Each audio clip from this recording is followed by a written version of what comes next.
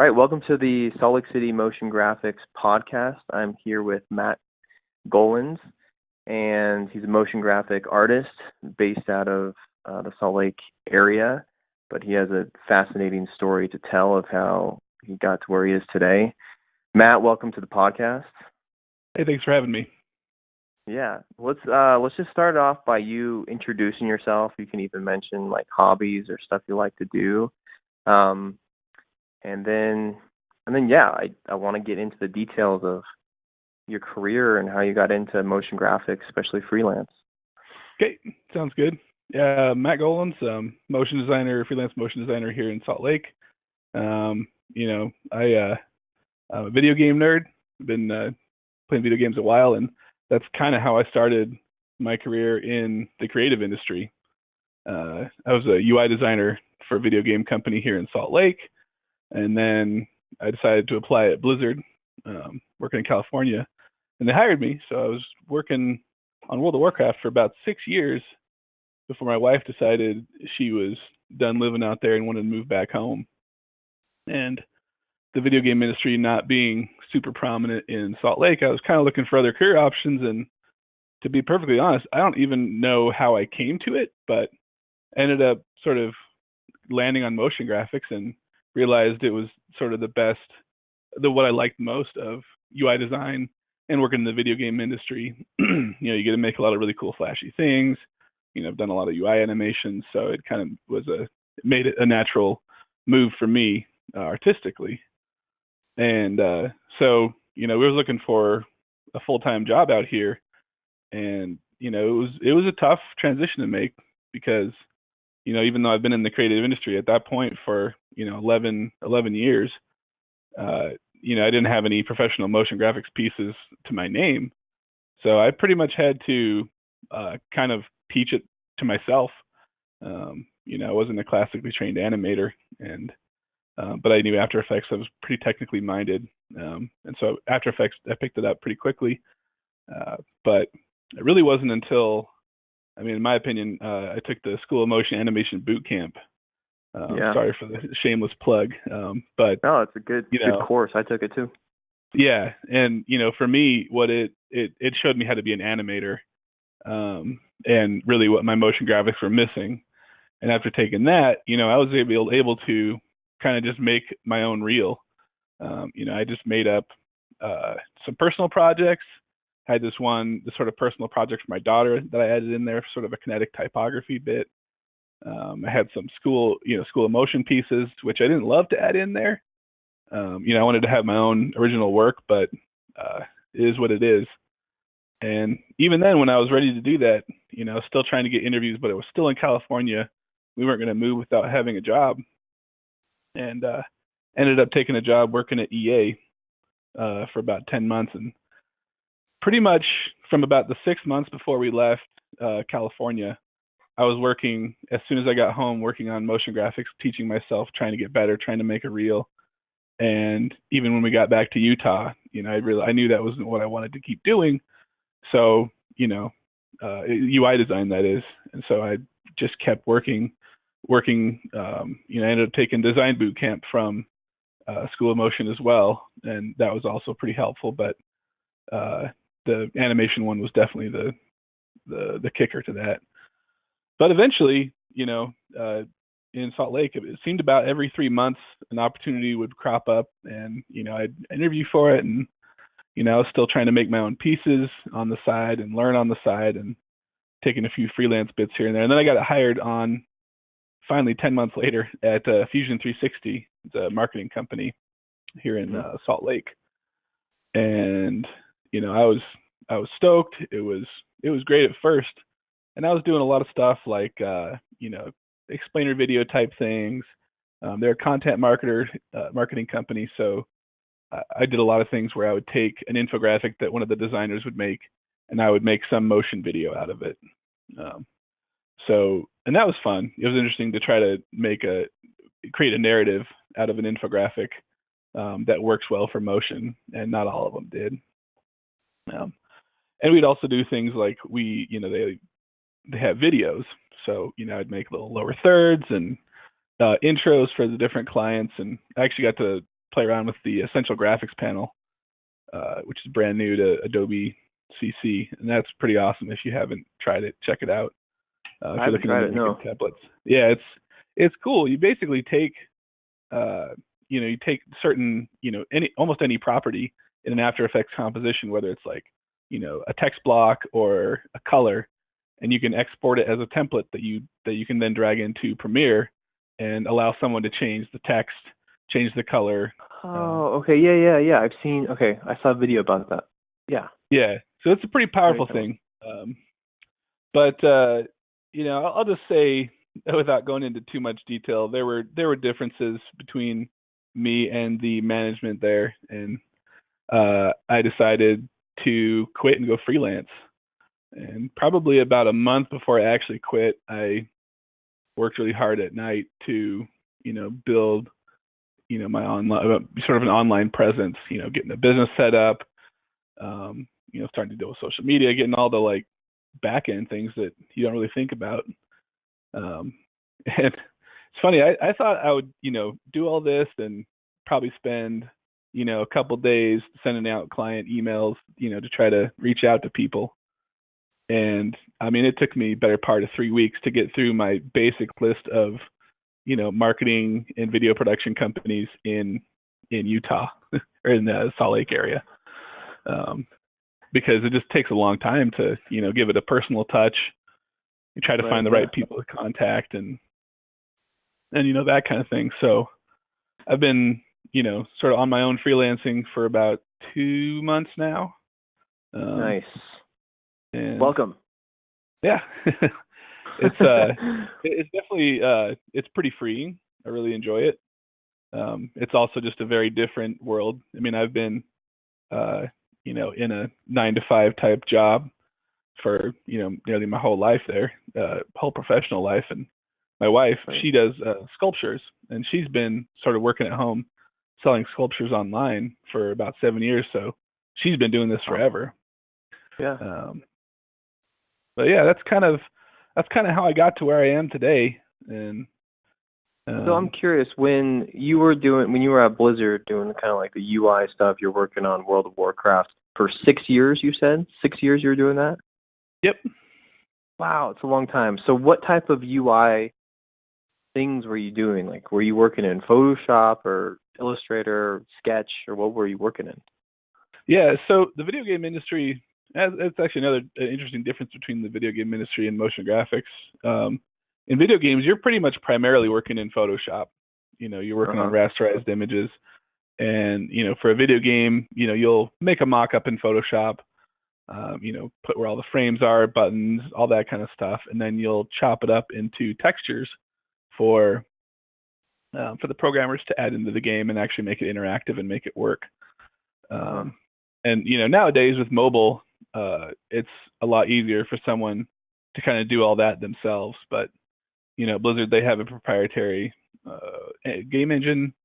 So, and even while we were there, I helped them build some technical things where you could take most textures for a video game need to be power of 2. So 32 by 32, 64 by 64, not necessarily just a square, but a power of 2. And, that can get kind of daunting when you have a game like World of Warcraft that's a massive MMO with, so many different components.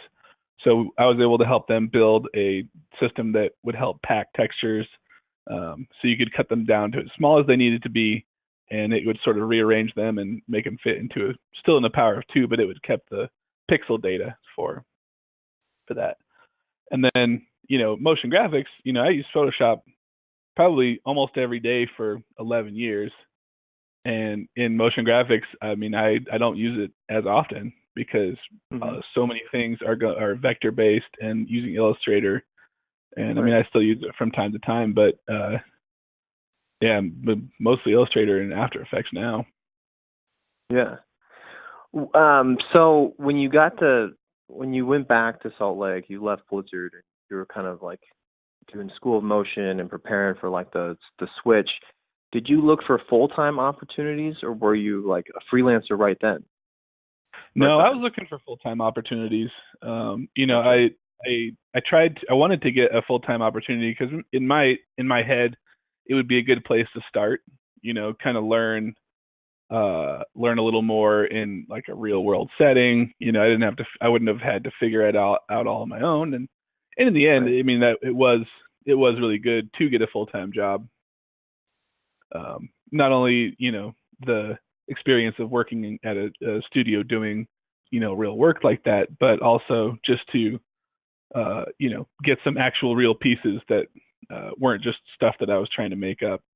And it was hard to kind of make up my own stuff. I mean, working at Blizzard, as you might imagine, was, pretty creatively taxing. Um, trying to make cool stuff like that, and then I had to come home and try to think of all new stuff, and I'm wiped and I'm falling asleep. I can't tell you how many school of motion assignments I was like listening to, and I just like fell asleep. I was so tired. Oh yeah, probably. I have to watch it again the next day. Yeah. But yeah, So now you're freelance. I guess you just left. Did you say 3 or 4 months ago? I left about 3 months ago, and it took me about a month to kind of get rolling. Wow. And But then your tactic when you left, you just contacted who did you contact after you left for work? after I left Fusion, yeah. Yeah. I mean, I kind of just reached out to video production marketing companies here, Hmm. and trying to find the creative directors or the producers, or those are the kind of people that are going to be looking for freelancers. And Right. I mean, the return on that, I was able to get some work and make some connections, and I think, as far as I can tell, that's a really good thing. But I mean, I must have sent out over 70 emails, and I got maybe 5 or 6 replies that were like, Wow. "Hey, sounds great. We'll keep you in mind," and you're not really sure where to go from there. Like that. Right. And you never know. Like, you could contact a company and they may not need you for a month. They may have a project in mind for you the next week, but they just aren't ready to tell you, or maybe Oh they're yeah. just being nice. You just have no idea. Right. Um, I've fostered conversations that have literally lasted a year and a half, and then after the year and a half, they're like, "Okay, we're ready to go." Okay. It's weird, but I find that just maintaining those relationships helps out a lot. yeah. And anyone So that what kind of like replied with like interest, I tried to keep in contact at least once every month or so. Maybe that's too much. I don't know. So I want to get to know you as a person more. Like, do you have any hobbies outside of motion graphics that you do as well? I mean, you said you're a Yeah, big video game person. yeah, Or, yeah. Big video game person. I've got a 3-year-old daughter, and so nice, congratulations. thank you. Good The work. the Hmm. majority of my time away from the computer is spent with her. Um, and then once she goes to sleep, it's try to wind down for the night. Um, Right.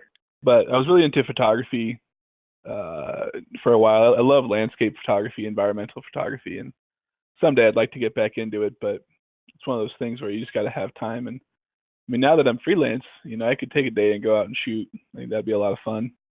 Now that Yeah, I'm for saying it out sure. loud, I should probably do that. Um, What are your goals for the future? Like, what kind of vision do you see for yourself? yeah, I mean, at this point, I'm kind of just trying to see where this ride takes me for the most part. Uh-huh. If when I made the switch to motion graphics, I realized that I loved motion graphics way more than I ever loved UI design. When I was a UI designer, I was good at it, and clearly I was able to make a living at it. But I never came home and wanted to work on it more, or I didn't really feel like expanding my skill set. And with motion graphics, I kind of always want to keep learning and keep wanting to get better. Probably my favorite thing, and maybe what I'm kind of striving for someday, is doing like title sequences for movies or TV shows. I Okay. just love those. Especially the ones that are really creative, or just like a really interesting concept.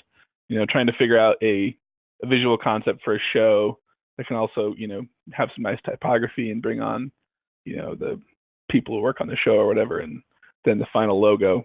I ended up, as I was building my own reel, I ended up realizing that a lot of what I was doing was making animated logos. So that's probably what I've done the most of. But I like the idea of that whole sequence, kind of trying to tell the story of the show before the show. Oh yeah, for sure. There's beautiful title sequences. They're so cool. I love title sequences. How did you know from the get-go? You said you were more passionate about motion graphics, more passionate. You recognize I was more passionate about motion graphics than I was ever about UX design. Did you know that at the time? Like, you were doing UX design, you're like, I'm not crazy passionate. And then you finally found motion graphics and you're like, whoa, I'm like way more passionate. Or like, how did you recognize that? I mean, part of it, I never really I don't think I ever realized how not super passionate. I mean, to say that I wasn't passionate, it sort of means that leads me to believe I didn't really care about it. And that isn't true, because, anybody that's worked with me can know that I was very passionate about quality and getting things right and making it work well. I think more than anything, it was a passion beyond, excelling at it. I look at being good at something is, you can excel at it and you can be good at it. But if you want to, be the best and, continue to grow and get better, like, you're looking for mastery at that point. And, I think and maybe it's just because I started so late in life, working on a kind of a new career, even though it's somewhat related to what I've done, there's that hunger and that passion to just, I would love to, be at a place where one of my pieces gets featured on Motionographer, or, is for a high profile movie or TV show or something like that. I mean, it was really cool working at Blizzard and knowing that, millions of people saw work that I did, and millions of people might have hated it. For the World of Warcraft fans are very passionate about what they don't like. We removed the keyring button at one point, and we were told by some people that they quit because we removed the keyring button. And we were trying to find the experience. Yeah. I mean, it's just such a dumb reason to, I'm not playing this game anymore.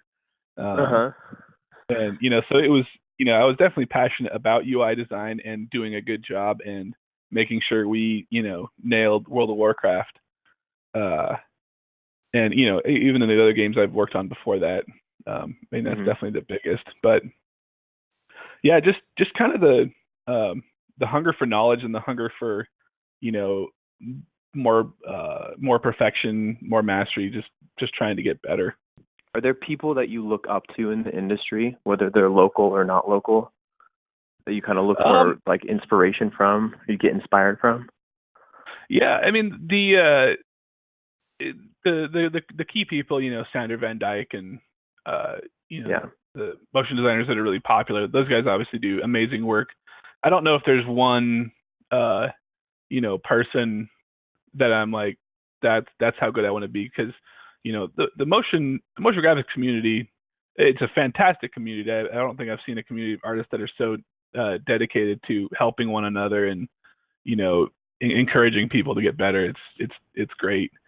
And I'm hoping that at some point I can help other people get better.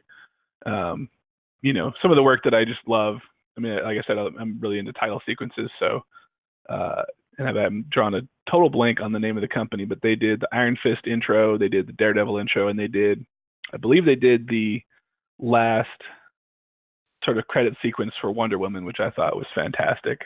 But, yeah, I don't know if there's any one person that I'm like trying to, that I'm just looking up to and trying to become, because more than anything, I just want to be better. And I always sort of thought that the mark of a good artist is when you can look at your old stuff and think, man, that's kind of crappy. I've gotten way better now. Oh yeah, for sure. Is there any advice that you would give for like people learning, or like, Actually, before we get into that question, I have a question for you that like I deal with. There's so much going on in the motion, like it's progressing so much. You can get into 3D, 2D, tons of software stuff, tons of plugins. There's AR, VR. Like, how do you manage not spreading yourself too thin, or is that your strategy? You're like, I'm going to spread myself thin to just learn all this Yeah, stuff. I mean that's a tough one because yeah, I think you could spread yourself too thin. I mean, there's the old adage, uh, I can't remember what it is, but something about you know general for everything, master of none. Yeah. I, Mhm. I butchered it, but I think you know what I mean. Yeah. Um, I was I was a 2D artist for pretty much my entire career, and so one of the things that I've been trying to do is add more 3D and more depth, and there's also character animation, which is also a very valuable skill, and I sort of decided that uh, the next sort of thing I was going to learn was going to be 3D, meaning more 3D, more adding more depth to my motion graphics, and also learning Cinema 4D, which if you've seen my reel, is the 3D in there was pretty much my second project with Cinema 4D. So I think if I were to choose to try to learn character animation on top of that, I don't think I'd be as good at any one of those things. And so I think you want to focus on, more importantly than what you're good at. I think it's what you're interested in. Yeah. Yeah, that's a good point. Like I've never really been interested in like character design or character animation. I had at the Sensory Sweep, which was a company I worked for here. I had to make a texture for a character model, and I hated it. I hated it so much. And in photography, I've never been that interested in like, you know, character, portraiture, anything like that. I'm much more interested in like environments and that kind of thing. So, that led me to believe like, I could probably learn character animation, but I don't think it's something I'd be really interested in. And I Right. think that goes for styles too. Like you could say, can I get a motion graphic? But that could be, 100 different styles. And I know there are some Right. styles that people love. I understand and appreciate the beauty of, the real hand drawn, stop motiony kind of look. Yeah. Uh, but I didn't I didn't like it. I don't like doing it, and I think Right. that's something where if somebody wants that, more power to them. But I may not be your guy for that because it's gonna be it's gonna be a lot harder because I'm not as interested in it. And one of the things I've definitely found, sort of trudging my own way, is if you're doing something that you're not interested in, it makes it way harder to do, especially if you're trying to learn, motion Yes. graphics or learn some new skill, and it's not something you're excited at. Like Right. it's a waste of your time. It's hard. It's hard to just like, because if you're excited about it, you can wake up early, go do it. You're like looking forward to it. If you're not excited about it, it's just, yeah, it's not an easy path at all. Yeah. Do you think there's some styles that are like more, I guess, in demand, maybe? Like, because we are in the business of making motion graphics. Every freelancer, everybody who does this, we're all in the business of making motion graphics. Do you think there is like more demand for 3D than 2D, or more demand for some certain type of animation that like would be more strategic to get into, that like we maybe do have to put our passions aside? Or do you think we can carry our passions and that will be enough to make a living? I mean, I think the hope is that you can carry your passions and make a living.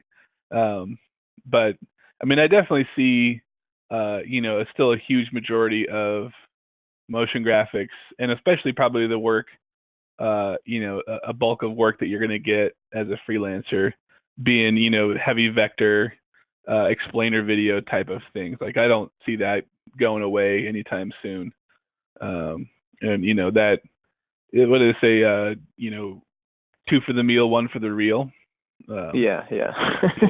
And those ones, I think those will always be in demand, because I think they work really well, and for what it's worth, they are, they work really well in After Effects. So I think, that may be something where the tool kind of drove more what is out there, but now there are so many tools that can do so many different things. But I mean, I do think being able to do 2D and 3D is definitely, I think that's a strong suit. I mean, it opens up more options. And I definitely see in a lot of the more high end motion graphics, I see there's so much 3D, like the stuff that goes on Motionographer, a lot of times is flat. But the things you see, like I don't know if you saw the Xbox One X announcement video that Blind Studios did. Oh no, I didn't. I'm sure it's amazing. Yeah, you should check it out. It's incredible. But that, heavy 3D, and I think more than anything, as I've been trying to add more 3D and more depth to my motion graphics, it has helped my 2D work as well. Just in sort of expanding my sort of visual vocabulary and trying to improve that. So I mean, and I think if you were interested in doing characters, not that there are three things: 2D, 3D, and characters. Those are just how I see kind of the big things. And I know people that do just kind of one style, and they seem to do just fine. But yeah, it's a mystery to me. I don't know, because I look at like the 2D explainer videos and I'm thinking there's got to be a time when they stop. But it could be so cost effective, and maybe the tools will get simpler that it's like never going to stop. But and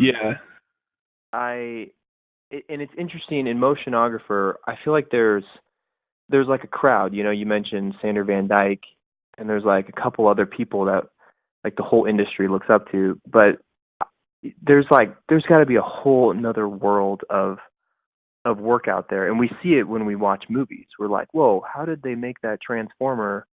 There's like so many moving parts in that thing.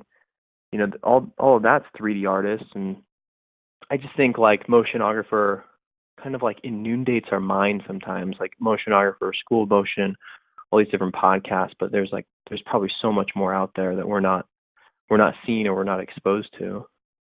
Absolutely. And you mentioned like there's so many sources of motion graphics out there. It is incredibly hard to sort of get a wide palette of things to look at, and looking at more in different art, I think really helps to sort of open up yourself to different ideas. And it's a lot harder to do these days with smart searches and Pinterest. If I've searched for title frames or style frames for titles or whatever, it's gonna, oh, this guy, he only wants to see these. And it's not true. I want to see other types of art, because a lot of times you can take inspiration from some different type of thing. And Google, the minute you search something, it just throws that at you. Right. I just bought a new computer. Now it's like, hey, you want computer parts? Like, no, I just bought it. I'm good.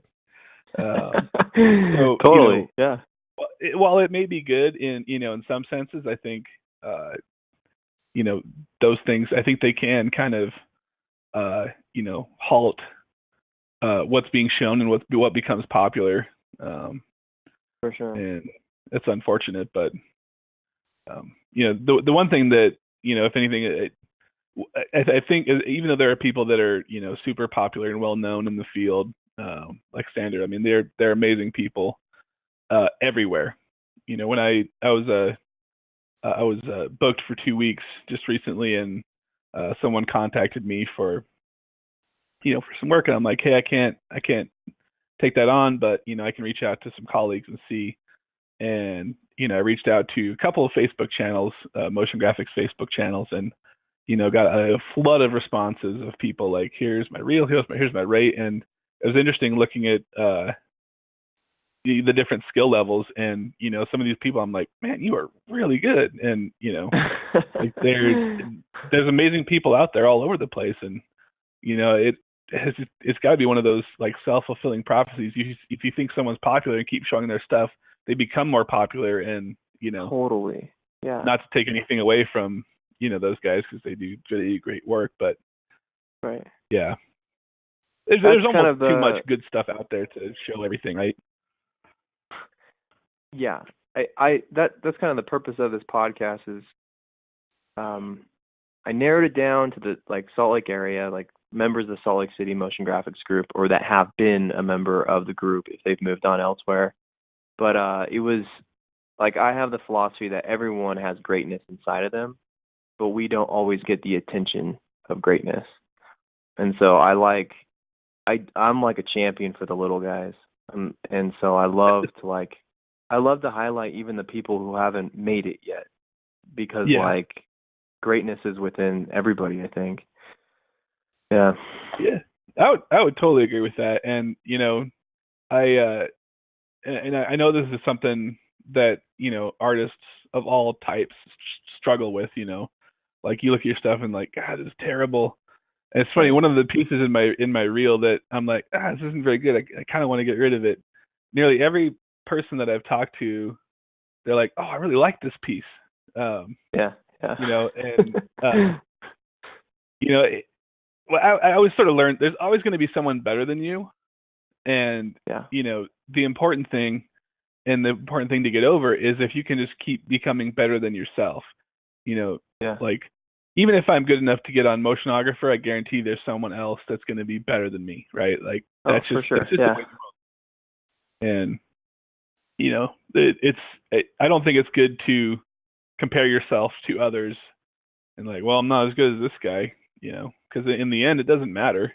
What matters is, are you getting better? And if you're not getting better, maybe it's not the career choice for you. Like I definitely didn't feel like I was getting better at UI design. I just kept doing it, and in a lot of ways, working on World of Warcraft, I was working on basically the same thing for like 6.5 years, and there's no there's next patch, next expansion. So in a lot of ways there, I definitely grew as an artist there, but I don't think my craft got that much better. And, I think a lot of that probably also had to do with, maybe not as passionate about pushing myself forward on it. But so you were in LA, right, when you were at Blizzard? Or where were you? It's in Irvine. Irvine is just south of LA. Okay, Irvine. And then you moved to Salt Lake right afterwards? Yeah. How was that transition, and how has it been so far? Well, it was rough. I mean, when I was working in video games, working on UI, getting a job at Blizzard working in World of Warcraft is about the best job I can imagine. It's like a dream job, and to have to, at the time, decide, okay, dream job, I can't do this anymore. Got to figure out something else to do. I found something I want to do, but it's just taking a lot of time. I called you because I think at that point you had a company out here, and I was like I was like trying to find companies to work for, and I basically just sent out a bunch of cold emails and got a couple phone interviews, but it was hard for, I think, them to see like, oh, this guy's gonna move back to Utah, and it's a lot easier to do that. So that's why I ended up taking the job at EA, because I was a UI designer, and I was like, well, this gets us back home, makes my wife and kid happy, and it was tough because it took a while to come to terms with leaving my dream job voluntarily, and then finding a new dream, but realizing that I had to work even harder to attain that. And I'm not gonna be shy about it. My time at EA was not fun. It was not a good place to be. So that was it was a dark 10 months. I mean, like, I think a lot of us have had like a dark time working for some place that it just wasn't the right fit for some reason. Yeah. sympathize with that. And, yeah, and I mean, when I was finally able to get out of there and work on at Fusion 360, I was super happy for a while because I was doing what I wanted to do. And when things started to go south there, it got really frustrating. But I was confident that based on my previous experience in here looking for full-time jobs, Salt Lake is just not a hotbed of motion graphics work. As far as I can tell, unless I'm missing something, it basically seemed about every 3 months a good opportunity cropped up, and that's kind of why I decided to go freelance, because I knew that I wasn't going to be able to staying at Fusion much longer. And I just decided I'm just going to do this myself, and just kind of jumped in. Freelance is such a cool path. I don't even call it freelance. I call it my own business. I have my own business, but I love it. It's such an opportunity for growth. You have to search for work. You have to learn new skills. I just think it's a fun path. Some people think it's really stressful, and it just depends on your economic circumstance at the time. But I think it's a great opportunity to go freelance. I really do. Yeah, and I think at this point I would have a hard time, accepting a full-time job. I mean, I'm not saying that I would, never say never, but I get to wake up. My commute is 15 steps instead of 30 to 40 minutes. It's the best. Yeah, totally. And this morning I decided to make a dumb thing for my daughter. And I'll get to work after this, but that kind of freedom and flexibility it'd be hard to pass that up. Yeah, no, I agree. I think there comes a time when there is a price you have to pay, where you do have to knock on a lot of doors. But I do believe if you do knock on those doors and you're willing to work, then you can find work and make it happen. Yeah. And it's definitely, it definitely hasn't been without its challenges, and it is a lot harder to search for that work and get that work than I was anticipating. But I worked hard, and I was able to get some introductory clients, and so far it's been pretty good to me. Well, Matt, I think we're out of time, but it's been a pleasure talking to you. Awesome hearing your story and your journey. Thanks for sharing it all.